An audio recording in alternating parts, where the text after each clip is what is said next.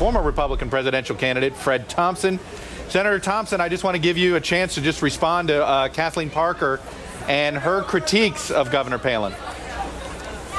I don't have any response to make to her. I don't know her. I don't think I've ever read anything that she's ever written. But I know she's getting a lot of notoriety now. All I'd say is I'm sorry she considers herself to be a victim. Maybe she is. But if she wants to talk about being a victim of slander and libel and attacks on her family and things of that nature, maybe she can compare notes with Sarah Palin. Well, Senator, I want to talk about another columnist, because you wrote a column in Town Hall that is, I believe, the most viewed column today on townhall.com. Plug for you. But you're right? Responding to something David Brooks wrote in the New York Times on why experience matters. And let me read this. Sarah Palin has many virtues, he writes. If you wanted someone to destroy a corrupt establishment, she'd be your woman. But the constructive act of governance is another matter. She has not been engaged in national issues, does not have a repertoire of historic patterns, and like President Bush, she seems to compensate for her lack of experience with brashness and excessive decisiveness. You had a response to this. Senator Thompson, go right ahead. Well, basically, first of all, as I said in the column, I respect David Brooks a lot. But there's more to qualifications than experience. And he says prudence that comes from experience. And he described the typical guy, usually, who's been inside the Washington Beltway and usually been in Congress for 20 or 30 or 40 years. And I said, what has that brought us? I mean, if there's any time in American history, we ought to realize that those with the most experience, those with the highest intellects and the most knowledge, whether they be on Wall Street and experts in finance and mortgage securities, or whether they be in Washington, D.C., we're not being served very well by them. That all that experience needs to be leavened a little bit with other qualifications I think are more important nowadays than ever before, and that is political courage and will and determination and a willingness to fight for the long-term interest of the country.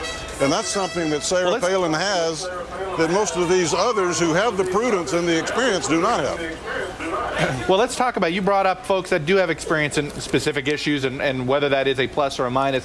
One thing the McCain campaign touts a lot about Governor Palin. It is a plus. It is a plus. I'm not denigrating it. I'm just saying that there's more to it than that. And nowadays, we're seeing that those with the most experience are running us into the ground. You know, the approval ratings of Congress today, they're still a little bit below Wall Street. And a little bit above the media. But one thing I want to talk about, Rightfully that experience so. is one thing that Governor Palin brings to the ticket is her experience in dealing with energy issues. Do you feel like the McCain campaign has not highlighted this enough, that she hasn't been used enough to talk about energy? We haven't seen her in front of a nuclear power plant. We haven't seen her talking about expanding offshore oil drilling. We haven't seen her in settings that would lend itself to her, the expertise that she's supposed to be bringing to this ticket. Yeah, I think that's probably right, but there's going to be plenty of time to deal with that, starting tonight if the opportunity presents itself. Energy, of course, is still one of the top issues facing our country, and she is quite knowledgeable in that area, and she'll be talking about that, I'm sure. How do you present a worldview? I've heard Senator McCain talk about Governor Palin shares his worldview. How does she show that example tonight? How does she present her worldview tonight that would say to you, Senator Thompson, who's very, very into the nuts and bolts of a lot of the different international issues, that would tell you, okay, I trust her worldview? What does she have to say tonight that makes you trust her worldview? Well, first of all, you know, I think I hope that she is responsive to the question. It's not a matter of going up and making a 5-minute speech that has no bearing to the question. So you're somewhat confined by that. You can't say anything you want to. It's got to be related to a question. But I think at the end of the day, what hopefully will happen is that people will get to know her. They won't be able to take 15 seconds or 30 seconds out of a 30-minute interview where she doesn't do as well as she does in other stuff. and highlight that. They'll get the total picture, and she'll express herself as a person who believes in a strong national security, that the United States of America has played an important role in that regard, and world stability and therefore freedom in this world, in a market economy that served us pretty well over the last 200 years, and conservative social values, and finally in reform. And that gets back to political will.